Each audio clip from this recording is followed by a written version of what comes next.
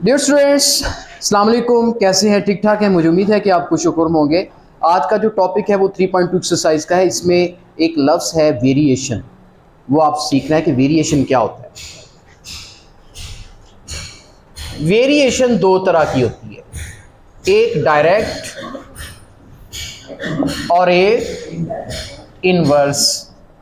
दो तरह की वेरिएशंस हैं, डायरेक्ट और इनवर्स। डायरेक्ट वेरिएशन कैसी होती है?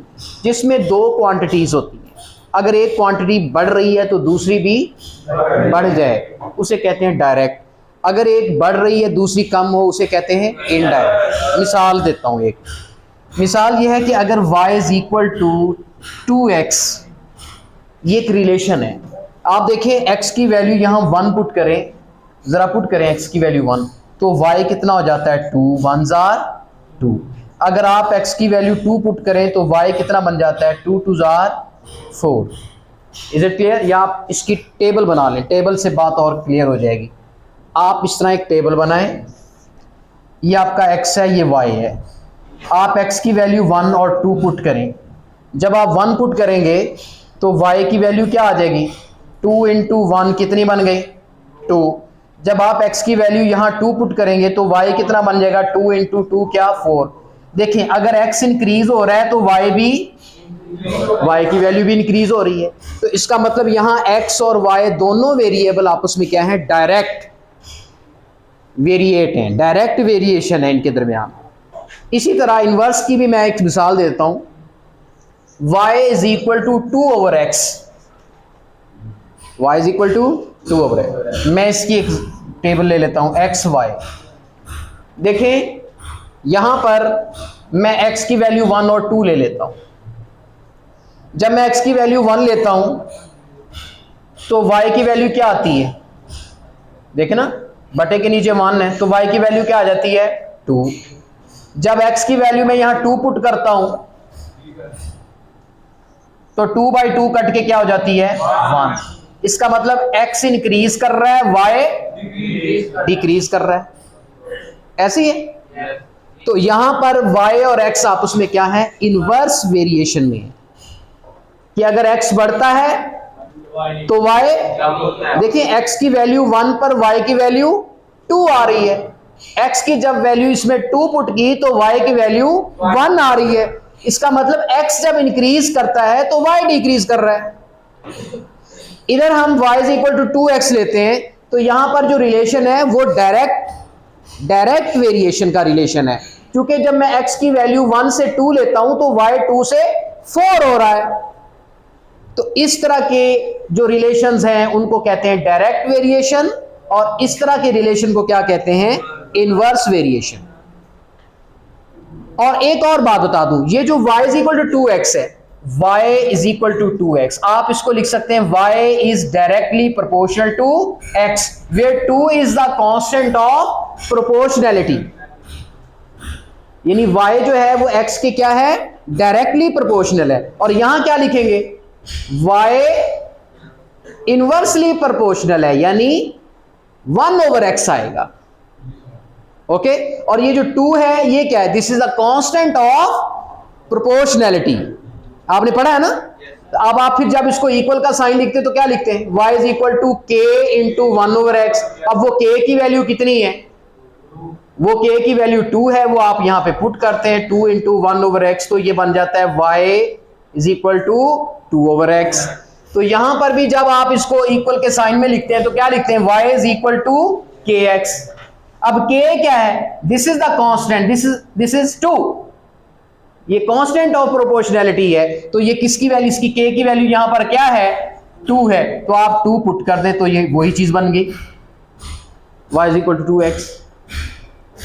तो इस तरह के रिलेशन को इनवर्स वेरिएशन कहते हैं, और इसको डायरेक्ट वेरिएशन या प्रोपोर्शनैलिटी।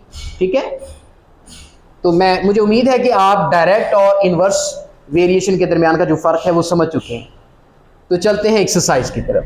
पहला क्वेश्चन है, कहता है if y varies directly as x, इसका मतलब पहले समझ लें क्या है इतने जुमले का। वेरीज डायरेक्टली का मतलब कि डायरेक्टली प्रोपोर्शनल है, यानी उनके दरमियान जो वेरिएशन है वो डायरेक्ट है। तो कैसे लिखेंगे इसे? y is directly proportional to x, 1/x नहीं लिखेंगे क्योंकि इन्वर्सली नहीं है। अच्छा, फिर आप इसको जब लिखेंगे y इज इक्वल टू के एक्स, अब इक्वल के साइन में लिखेंगे तो k कांस्टेंट ऑफ प्रोपोर्शनैलिटी आ जाता है, ऐसे ही है ना। ये y is equal to 3x हो सकता है, y is equal to 4x हो सकता है, 5x हो सकता है, इस k की वैल्यू कुछ भी हो सकती है। अच्छा, आगे चलते हैं। फिर कहते हैं एंड, उसने आगे लिखा है and y is equal to 8 when x equal to 2। चलें जी, y की वैल्यू 8 रखते हैं और x की वैल्यू 2 रखते हैं। इससे क्या होगा? k की वैल्यू निकल आएगी। तो 8 को जब 2 पे डिवाइड किया तो k की वैल्यू क्या आ गई? 4। लो जी, k की वैल्यू 4 आने के बाद ये जो आपका रिलेशन है ये कंप्लीट हो गया। अब ये y किसके बराबर हो गया? kx नहीं, अब k की वैल्यू है कितनी? 4x। Is it clear? अब आगे क्या कहते हैं? आगे नीचे 3 पार्ट्स हैं जो सॉल्व करने हैं। देखिए, इधर y की वैल्यू पुट करेंगे तो x की वैल्यू निकल आएगी, x की वैल्यू पुट करेंगे तो y की निकल आएगी।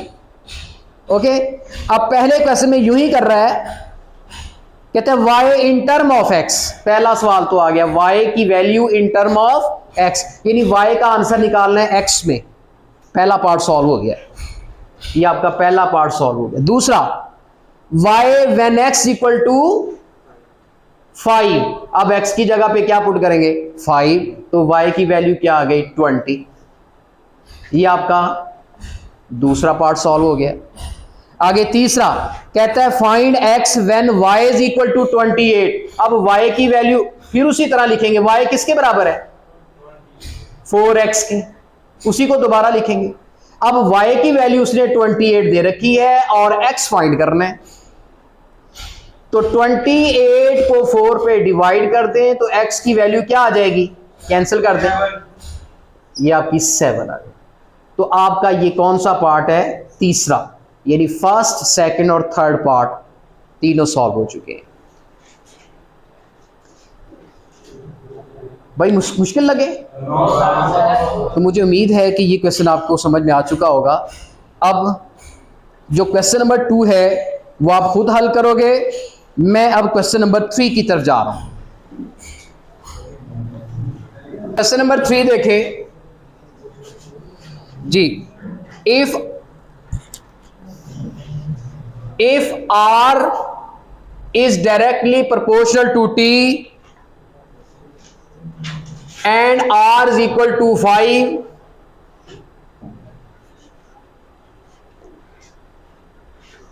when t is equal to 8, find equation connecting r and t। पहले इक्वेशन फाइंड करते हैं। अच्छा, मुझे बताएं, जब उसने कहा r प्रोपोर्शनल टू t, तो इसका मतलब r किसके बराबर हुआ? kt के। k साथ लगाते हैं, कांस्टेंट। अब r की वैल्यू कितनी है? पहले k की वैल्यू फाइंड करेंगे। k की वैल्यू फाइंड करने के लिए r और t की वैल्यूज गिवन होनी चाहिए। अब t की वैल्यू कितनी है? 8।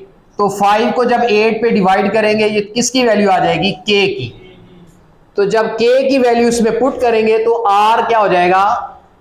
5/8t। इस k की जगह पे हमने ये वैल्यू पुट कर दी है। एक तो ये आंसर आ गया। This is the relation between r and t, या this is the equation connecting r and t। ये वो इक्वेशन है जो r और t को कनेक्ट करती है। पहले तो उसने ये पूछा है, फिर कहता है also find r when t is equal to 64, यानी r फाइंड करना है और t की वैल्यू कितनी है? तो आप इसमें r फाइंड कर लें। क्या करेंगे? t की वैल्यू आप 64 इसमें पुट कर दें, 8 8s are 64 और r की वैल्यू 8 5s are 40 आ जाएगी। फिर उसने पूछा एंड टी, अब कहता है टी फाइंड करें। साथ ही क्वेश्चन पूछा, वही आपने आंसर, वही पहले इक्वेशन लिखनी है। अब नीचे क्या पूछ रहा है, टी की वैल्यू पूछ रहा है और आर की वैल्यू कितनी दे रहा है, 20। उसी में क्या करेंगे, आर की जगह पे उसकी वैल्यू पुट कर देंगे 20, उसके बाद 5/8, आगे टी को टी रहने देना, उसकी वैल्यू फाइंड करनी। ये जो 5/8 है जब इस साइड पे आ जाएगा तो ये उल्ट जाएगा, 8/5। अब 5 4 20, 4 8 32, ये किसकी वैल्यू आ गई, टी की। तो देखिए आर की वैल्यू निकाली, टी गिवन था, टी की वैल्यू निकाली, आर गिवन था। मेन इक्वेशन क्या है हमारी, आप ये वाली, यहां से जब के की वैल्यू पुट हुई है तो ये वाली आपकी मेन इक्वेशन। ओके, इस तरीके से ये हमारा क्वेश्चन कंप्लीट हुआ।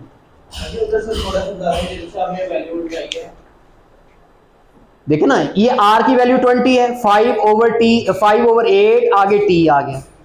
अब जब इसको उस तरफ भेजना है तो ये पलट जाएगा। अब 5 4 20, 4 8 32, इधर टी की वैल्यू आ गई। इस तरीके से क्वेश्चन नंबर 3 आपका हो चुका। क्वेश्चन नंबर 4 5 6 7 तक सेम इसी कैटेगरी के हैं। 7 तक आज का टॉपिक, बल्कि मैं 7 क्वेश्चन चले लास्ट वाला करा देता हूं, ये आज के लेसन में आपके कंप्लीट हो रहे हैं। इसको रेस करते हैं। 7 में कहता है इफ y वेरीज, वेरीज का मतलब प्रोपोर्शनल का साइन, यानी डायरेक्टली प्रोपोर्शनल, वेरीज इनवर्सली है, ये इनवर्सली एज x। अब x को मैं क्या लिखूंगा, 1/x, क्योंकि y और x के बीच में जो वेरिएशन है वो इनवर्सली है। तो फिर ये क्या बन गया, y इज इक्वल टू के इंटू के, साथ कांस्टेंट आ जाता है, प्रोपोर्शनल का साइन खत्म करके फिर क्या आ जाएगा, इक्वल। आगे कुछ इंस्ट्रक्शन दे रहा है, कहता है y is equal to 7 and x equal to, ये दो वैल्यूज क्यों दे रहा है, ताकि k की वैल्यू निकल आए। चलें k की वैल्यू निकालते हैं। y की वैल्यू पुट की 7, k 1/x की वैल्यू 2, 2 इधर डिवाइड हो रहा है, 7 के साथ क्या हो गया, मल्टीप्लाई, k की वैल्यू कितनी आ गई, 7 2 14। चलिए आपकी इक्वेशन बन गई। यहां से ये इक्वेशन क्या बन गई, y is equal to k की वैल्यू कितनी बेटे, 14 इंटू 1/x। देखें यहां y की वैल्यू देगा तो x निकल आएगा, x की वैल्यू देगा तो y निकल आएगा। हाँ जी, आगे कहता है find y when x equal to, यानी y फाइंड कर रहे हैं और x की वैल्यू कितनी है, 126। चले y की वैल्यू फाइंड करते हैं, 14, 1/x की वैल्यू कितनी है, 126 पुट कर दी जी। y इज इक्वल टू 14 को ऊपर 1 से मल्टीप्लाई करना है, 14/126। अब आप इसको कैंसिल कर लें, आप इसको सिंप्लीफाई कर लें, ये 2 पे जाता है, 7 2 14, हाँ जी 12, 6 2 12, 3 2 6 फिर जाता है, 7 9 63, यानी y की वैल्यू कितनी आ जाती है, 1/9। तो मुझे उम्मीद है कि 7 तक आज आपके जो क्वेश्चंस हैं वो क्लियर हो रहे हैं। तो आपने 7 तक आज के जो टॉपिक है उसमें क्वेश्चन जो हैं वो सॉल्व करके आने हैं। तो इंशाल्लाह नेक्स्ट लेक्चर तक हम इंतज़ार करते हैं। तो मैं इजाज़त चाहता हूँ, नेक्स्ट लेक्चर तक अल्लाह हाफ़िज़।